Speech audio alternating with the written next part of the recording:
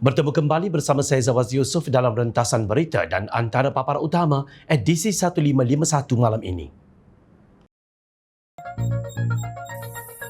Jadi sekarang apa masalahnya?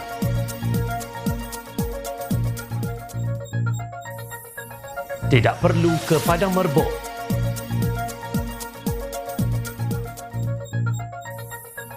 Jadi apa lagi yang diminta?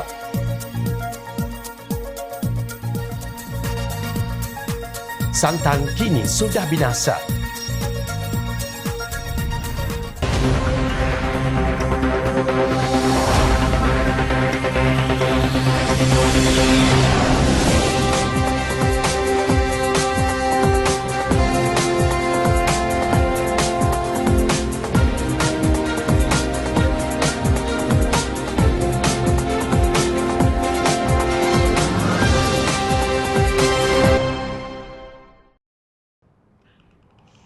Assalamualaikum dan salam sejahtera. Semalam terjawab semua persoalan yang bermain di minda rakyat dan para politikus apabila 6 ahli Parlimen Parti Pribumi Bersatu Malaysia Bersatu yang mengisytiharkan sokongan kepada Perdana Menteri Datuk Seri Anwar Ibrahim tidak perlu mengosongkan kerusi mereka dan status mereka kekal sebagai ahli parlimen. Yang di-Pertua Dewan Rakyat Tan Sri Johari Abdul berkata, ini kerana amalan itu bukanlah mendatangkan sebarang kesalahan disebabkan mereka masih ahli bersatu. Bagaimanapun beliau mencadangkan supaya menyatakan secara bertulis bahawa masih kekal ahli parti tersebut dan tidak bertindak keluar parti. Pada saya, selagi mereka kata mereka tidak lompat, dia tidak meninggalkan partinya. Nyatakan secara bertulis yang mereka masih ahli bersatu. Dia sokong Perdana Menteri. Jadi apa masalahnya? Katanya kepada media sempena pertemuan khas di Parlimen.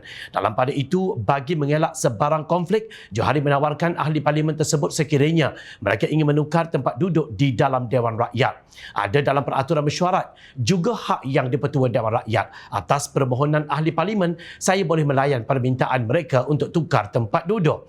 Jika mereka mahu berpindah, mereka boleh tulis kepada saya, email atau mesej saya. Saya mahu pindah dari A ke B sebab saya tak suka jiran saya atas sebab tertentu selagi ada ruang, katanya lagi.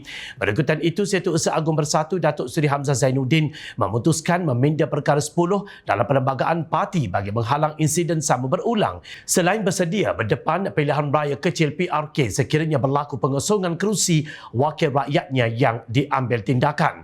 Tan Sri Johari Abdul juga turut mengesahkan tiada usul undi tidak percaya kepada Perdana Menteri yang dikemukakan setakat ini bagi persidangan Dewan Rakyat yang akan bermula 26 Februari ini. Tidak ada apa-apa surat permohonan untuk undi tidak percaya. Saya tidak menerima apa-apa pun sama ada dalam bentuk hitam putih, email atau panggilan. Maknanya sehingga ke hari ini tidak ada apa yang akan berlaku kerana saya tidak menerima apa-apa, katanya dipetik bernama.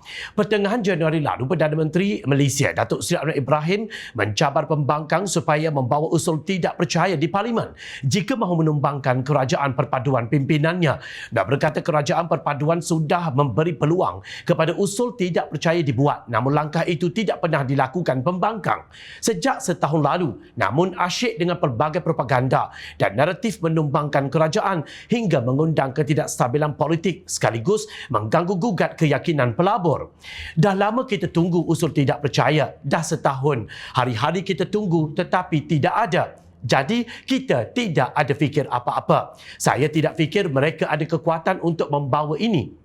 Akuan bersumpah bagi menumbangkan kerajaan selain propaganda untuk menipu penyokong supaya tidak hilang semangat mereka. Saya berbeza pendapat. Kalau tak boleh bawa perubahan, patutnya bekerjalah untuk rakyat. Rakyat akan buat pilihan akhirnya. Katanya seperti dilaporkan berita harian. Adalah sangat wajar sokongan terhadap seseorang Perdana Menteri harus diputuskan melalui undi percaya di Dewan Parlimen atau Dewan Rakyat dan bukannya berdasarkan akuan bersumpah SD dan bukan dengan laporan penulis blog dalam buangan Raja Petra Kamarudin yang mendakwa bahawa pembangkang telah berjaya memperoleh sekitar 120 SD untuk menjatuhkan pentadbiran Anwar. Bukan juga terpengaruh dengan dakwaan palsu kaki fitnah Cikgu Bat maupun kaki sembang cakap besar tapi manja gembeng si Ratu Naga. Jadi apa masalahnya sekarang? Masalahnya ialah undi tidak percaya itu adalah langkah yang sepatutnya diambil pembangkang, tetapi tidak boleh dibuat kerana mereka hakikatnya pengecut, bacol dan suka bermain dengan persepsi serta sentimen. Itu memang mereka juara. Langkah Dubai, langkah Chowkit, langkah London dan pelbagai langkah yang dipropagandakan. Namun sekarang sudah terbukti semua itu hanyalah sekadar politik cemas dalam kalangan mereka yang kehilangan modal. Jemaah menteri, pimpinan dan kerajaan, eloklah kita tumpukan kepada pembangunan negara dan membina imej negara yang lebih baik. Jadikan 2024 ini sebagai tahun pembangunan dan keutuhan Malaysia. Usah bazirkan masa rakyat melayan orang yang sedang meroyan. Sesi libat urus mengenai rang undang-undang RUU Akta Mahkamah Syariah Bidang Kuasa Jenayah 1965 RUU 355 kini di peringkat akhir dan laporannya akan dibawa ke Kabinet sebelum dijangka dibentangkan di Parlimen tahun ini. Menteri di Jabatan Perdana Menteri Hal Ehwal Agama Datuk Dr. Muhammad Naim Mukhtar berkata sesi libat urus tersebut yang dikendalikan oleh bahagian undang-undang Jabatan Kemajuan Islam Malaysia JAKIM telah pun berada di peringkat terakhir. Setakat ini libat urus yang dilakukan telah berjalan dan semua negeri termasuk Majlis Agama Islam Negeri, Mahkamah Syariah Negeri dan Jabatan Agama Islam Negeri telah dijemput menghadiri sesi libat urus tersebut. Saya difahamkan oleh Ketua Pengarah JAKIM Datuk Hakimah Muhammad Yusof bahawa libat urus itu di peringkat akhir. Jadi laporan belum lagi disediakan dan mereka akan sediakan laporan libat urus itu kepada saya. Katanya dilaporkan bernama. Media sebelum ini melaporkan kertas cadangan rang undang-undang itu sudah berada di peringkat Jabatan Peguam Negara namun tidak sempat dibentangkan berikutan Parlimen dibubarkan pada 10 Oktober 2022. Justru golongan politik diingatkan agar tidak memutarbalikkan usaha pembentangan rang undang-undang RUU Akta Mahkamah Syariah Bidang Kuasa Jenayah 1965 di Parlimen. Pengerusi Majlis Veteran UMNO Kelantan Datuk Kamaluddin Abdullah berkata pembentangan RUU 355 itu bukan untuk melemahkan undang-undang sedia ada. Kerajaan berusaha memperkasakan undang-undang syariah di negara ini. Hal agama jangan dijadikan isu politik, katanya. Beliau berkata demikian ketika diminta mengulas laporan media berkaitan sesi libat urus RUU 355 yang kini di peringkat akhir. Kamaluddin yakin kerajaan persekutuan dapat melibatkan agensi atau individu yang mampu bersama menyelesaikan isu berkaitan RUU berkenaan. Kita tahu ramai cendekiawan yang boleh membantu melontarkan idea dalam konteks memperkasakan mahkamah syariah, katanya. Jelas terang lagi kan bersuluh janji kerajaan Madani akan membentangkan pindaan rang undang-undang RUU Akta Mahkamah Syariah Bidang Kuasa Jenayah 1965 RUU 355 pada tahun ini diharap akan meredakan polemik bertentangan agama Islam di Malaysia.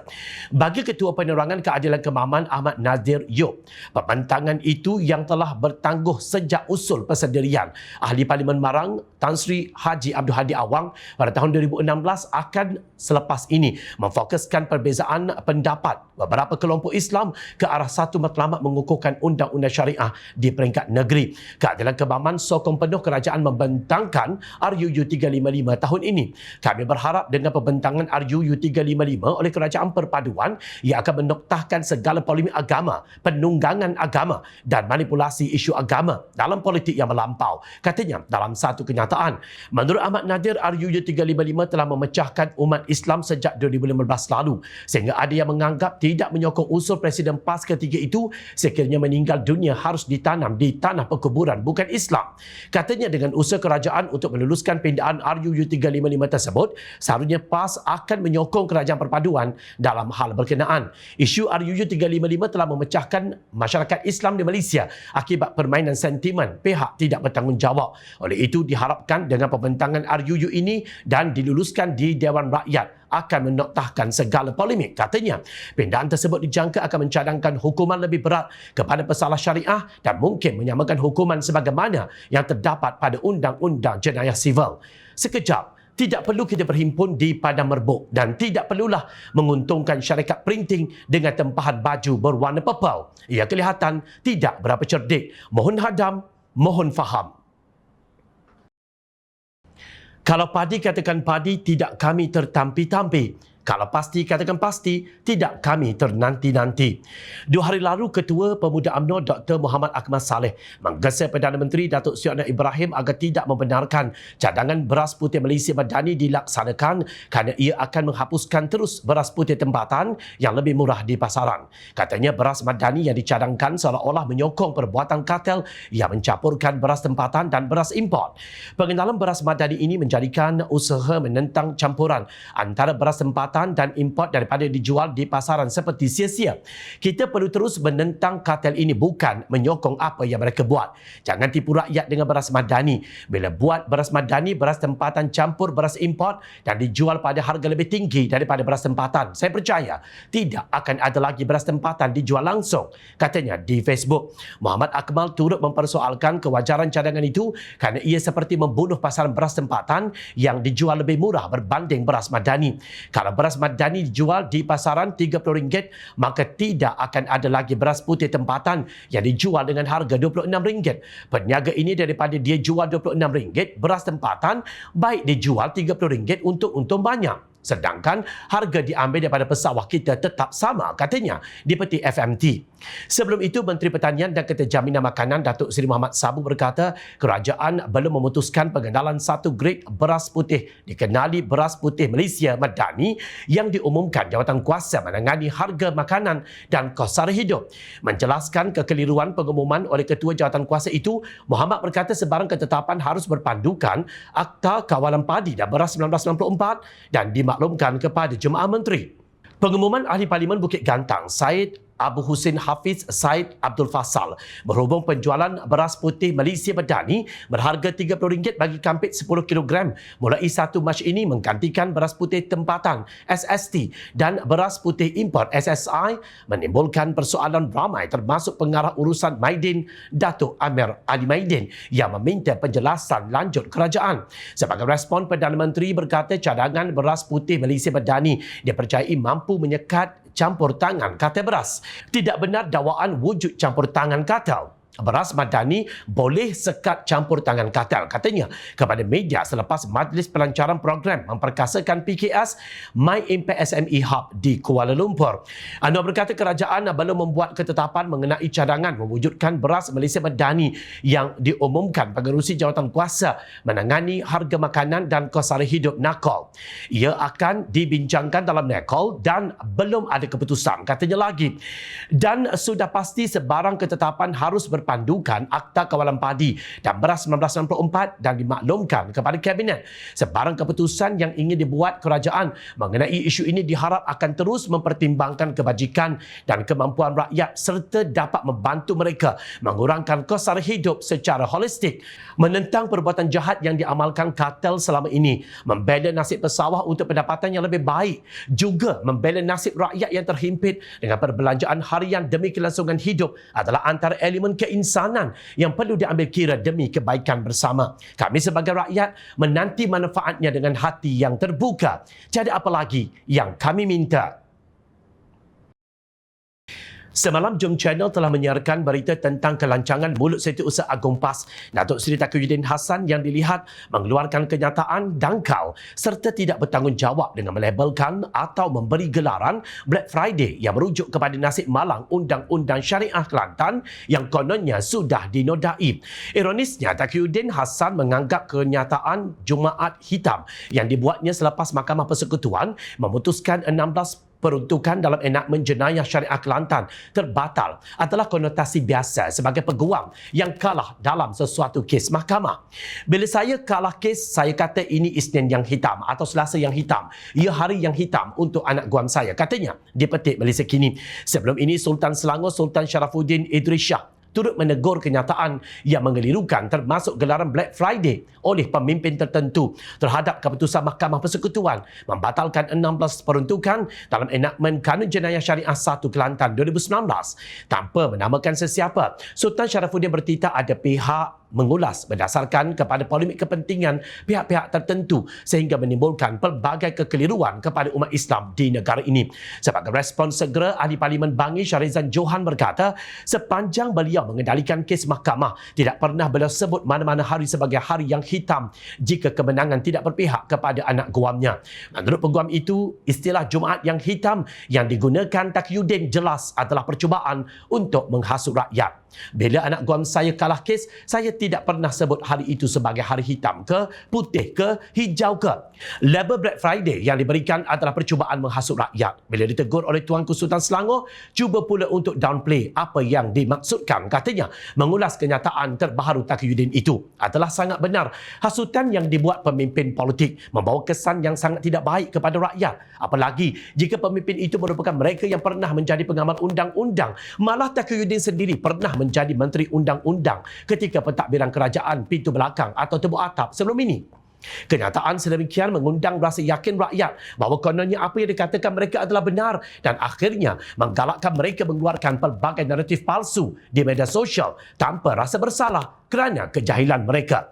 Terkini polis sudah selesai merakam keterangan DD Chronicle berhubung video parodinya yang didakwa mempersendakan keputusan Mahkamah Persekutuan yang membatalkan 16 kesalahan dalam enakmen Kanun Jenayah Syariah 1 Kelantan 2019 baru-baru ini. Menurut Ketua Polis Negara Tan Sri Razaluddin Hussein, rakaman percakapan suspek sudah diambil di Pejabat Unit Siasatan Jenayah terkelas USJT, Jabatan Siasatan Jenayah JS di Bukit Aman pada jam 10.15 pagi 15 Februari lalu.